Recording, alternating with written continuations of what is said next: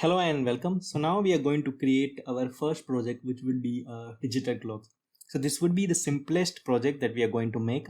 So let me just show you how a digital clock would look. So this is what a digital clock is there. So we have this application here. You could see the current month, then we are able to see the date, then a year, then what is current date today. So that we are displaying here, and also the time is here. And also this time is changing. So this is the actual current time that we are seeing here. Here you can see a current month and a calendar here. So if you go to a previous month, as you can see here, it is going to a previous month. So it is January 2022. So if I just click on here, so it would switch to the last year. It would be, say, it's a 2021 in December. So you can switch it like this.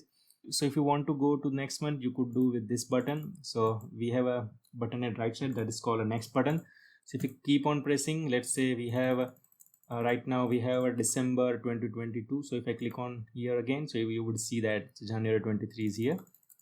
So this is the app that we are going to make in the next video.